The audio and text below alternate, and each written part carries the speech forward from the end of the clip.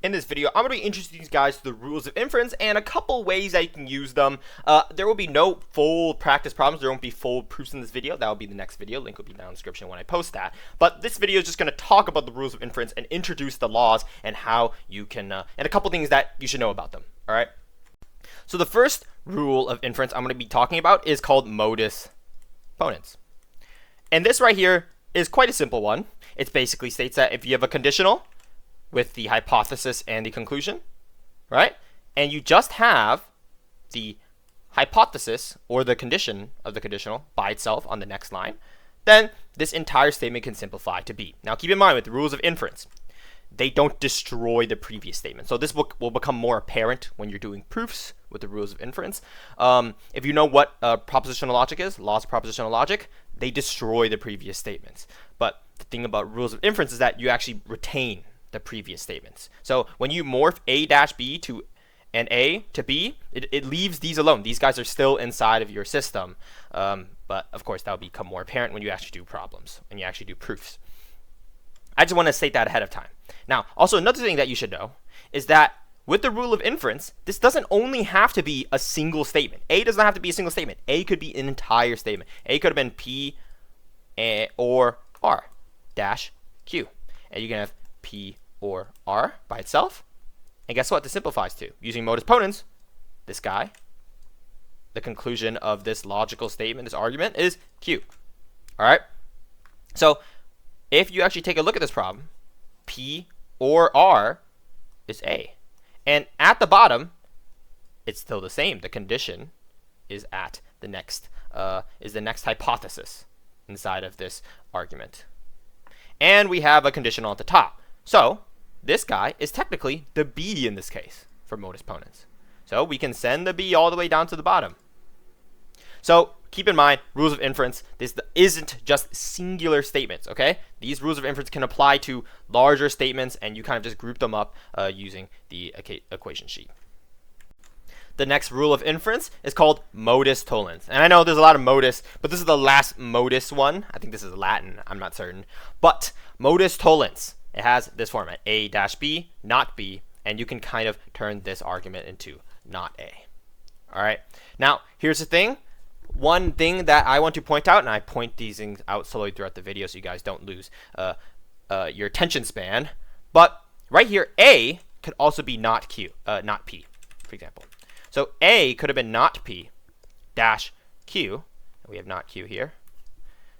And we have, finally, we have P down here. Well, why does this work? Due to Modus Tollens. Okay. So the reason why this works due to Modus Tollens, although the P is negated, is because remember, negated P is still an entire statement. It is still the entire thing grouped together. And remember previously, we actually, in the previous problem, Modus Ponens, the example I gave you, I grouped up P or R. You can actually group up not P as well. And again, we have the structure B and not B, right? We have Q and not Q. So what happened down here? Why is the negation gone? Well, remember, the result of Modus Tollens is a negated A. Keep in mind, this is already negated P in this, right? So technically, we had a negated P as A. Okay, and then we put another negation in front of him. And the reason why I omitted the negation is because of, right, two knots is equal to just nothing. You did nothing to it, okay? So two knots cancel each other out, and you get left off with P. So remember, with the rules of inference, doesn't have to be specifically, oh, B can only be negated, B can only be negated, A can only be not negated, okay? Remember, you can group these things up into sections. This one could be called A. This one could be called B. And if the logic still works, you can still apply the rule of inference. And another thing to watch out for is if you have something that looks like this. Now, this one, a little bit tricky, but what if, so remember, B has to be B, and the bottom portion of this has to be not B. Well, this is knotted now. Q is knotted now, but Q is not knotted at the bottom. Can I use Modus Tollens? Yes, I can. Remember, I can group this up as the B. So this is the B in Modus Tollens. And B is just not Q. And guess what? Not B is just not Q. Right? Not B is not Q. But here's the thing about two knots. They cancel. Right? So you get left off with Q. So this right here is technically not B. Right? So you can still use modus tollens even though the negations aren't explicit. That is an important thing to know with the rule of inference. This next one is called hypothetical syllogism. All right, hypothetical syllogism.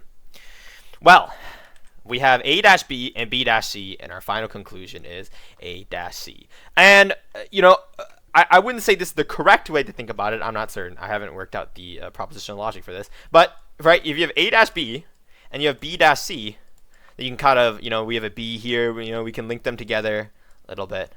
Right, we can put them together. Oh, that's not the biconditional arrow. Let's do plus here. And we get A-B-C. But let's get rid of the middleman. And we get A-C. Now, this isn't mathematically accurate, but this is a good way to memorize it. If you don't if you don't have like the formula sheet in your exam, you can memorize hypothetical syllogism like this. So, hypothetical syllogism, you can combine the conditionals. The next rule of inference is called disjunctive syllogism. Just like the previous one had syllogism, this one's called disjunctive syllogism now. So we have an A or B with a not A and a B. Now, here's the thing about this. And this isn't explicit, but you can swap around the order of the or operator. And you can still apply disjunctive syllogism. This still works. Both of these guys are good. And the reason why is because of the commutative law, right? I can flip the place of B and A. Now I'll get AB. And, these two equations are still the same. So, before the previous ones, I had conditionals. The conditionals, guess what? The conditionals, you can't change the order, okay? That's not how conditionals work. But with the or and the and operators, you can change the order, all right? So, keep in mind, even though you don't have the exact format as, A on the left side of the or operator and you have not A right below it, disjunctive syllogism still works. And so do all other rules of inference. This next rule of inference is called addition. Now, the thing about addition is that most of the time, you're not going to have to use it, okay? It just makes your problem a little more complicated, right? And here's the thing about addition. You might be like, okay, this guy's crazy, right? Who made this rule of inference? When you have a statement A, you can just slap on an or with a B? Well, keep in mind, logical reasoning arguments, they have to be tautologies. And remember, you can actually combine the hypotheses with an and operator. So I'll actually show you that in a couple other the rules of inference and how they can actually apply to that. But with addition, you can say, let's say A was equal to snow is white. Okay, snow is white. Okay, you can quite literally say B is equal to anything. You can say, I don't know, the gingers are taking over the world. The gingers are taking over the world. I don't know why I wasted my time writing that. I could have just said it. But A could have been the snow is white, and you could combine it with an or statement with the gingers are taking over the world. Now, addition, you're not really going to use this. I mean, like, you could slap on any random statement. I guess this could help when you have, missing parts to a proof, but I haven't had to use it inside of my class. I have not had to use addition. If you have to use addition, maybe there's other ways. There's probably going to be other ways to do it, but I just haven't used addition personally in my class, so I'm just going to call this one let's not call it useless, because I feel like a lot of people that know more than me, they're going to be like, oh, well, Jitty, you're going to use it 3 years later on. So I'm not going to call it useless. It's I like to say it's not very useful for me right now. This next rule of inference is called simplification. And simplification states that if you have two propositional statements, A and B, and they're just connected by the and operator, you can choose one of them to be your conclusion. Here's the thing about simplification. You could have chosen B as well. So this is not exclusive to just the propositional statement on the left, right, on the hypothesis. This also works for the guy on the right. And here's the thing. That'll blow your mind. It works for both. You can simplify A and B to A and B. Now, okay, that wording was a little confusing, but what I'm saying is that A and B can also become B. But here's the thing. A and B could also become both A and both B. Yes, you can choose both of them, right, as your conclusion. So when you're doing your proofs, here's the thing. You can actually separate A and B into different lines of your proof. Now, I'm not certain if this is the right notation, but you get the point. If you choose A, right, as the guy you simplify, that doesn't mean B is gone. You can also just choose B as well, and then both of them are still there. You just separated A and B into two different statements. All you did was separate them, and the reason why this works is because of the fact that your hypotheses are connected.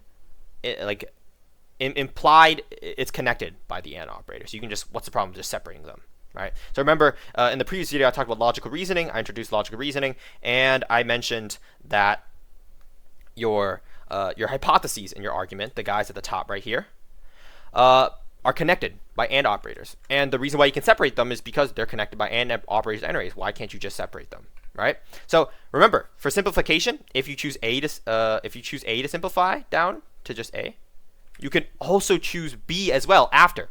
You're not only limited to one of them. You could choose both. Okay, B is not completely eliminated. So simplification, it's a little hard to understand if you don't have a good grasp of the tautology form of the statement, right? But this one, you can kind of just think of it as, okay, we can kind of ignore B, and we can also kind of just ignore A, or we can take into account both and separate them. This next one is called conjunction. Conjunction. Now you might be wondering, why am I writing the name sometimes? Why am I not writing the name sometimes? That's because these things take multiple takes. And right now, this one's the first take. So I'm just doing the first take right now. That's why I wrote it down. If I already wrote it down in the previous takes, and I was like, okay, I didn't like how I explained it, I just re-explained it. But I already wrote it down. Might as well not erase it. But anyways, this one's called conjunction. Remember, I mentioned that the hypotheses are simply connected by the AND statement, right? So A and B can be rewritten as A and B. And here's the thing. That's just simply the conclusion, right? So A and B here would be the way that we actually write this this argument in tautology form. So we connected A and B with the AND operator, and we sent the conclusion to the hypothesis of the conditional here. So remember, with logical reasoning, we can connect the hypotheses with the AND operator, and then we can hook it to the conclusion with the conditional. And here's the thing, these two guys are just the same thing. So why would this not be true? So remember, conjunction, you can combine two propositional statements into just uno. You can combine two propositional statements into uno, connected by the AND operator.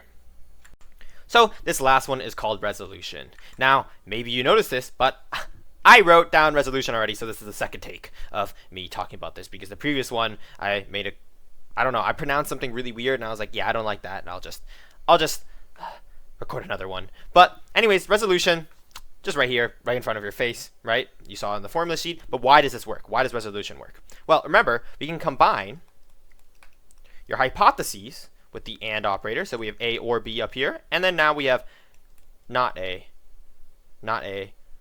or C. So not A or C, surrounded this by parentheses, and then turn this into a conditional, right? And the conclusion of your argument turns into the conclusion of the conditional. Now, here's the thing about this. Using the laws of propositional logic, or laws of equivalence, whatever you'd like to call it, whatever your class calls it, this statement can be turned into just a tautology. So it could just be manipulated to just turn into simply true. So, I encourage you to practice this yourself, because I'm assuming if you're watching this video, maybe you haven't taken your exam yet, and this is good practice for laws of propositional logic if you want to review it. But this right here is the reason why resolution works. And if you want to do it yourself, you can I'll give you a hint, use a lot of distributive law, and you also use the conditional identity for this to simplify it to a tautology. But anyways, if you have any questions, put it down in the comment section, and if you found this video helpful, consider subscribing and liking the video. Thanks for watching.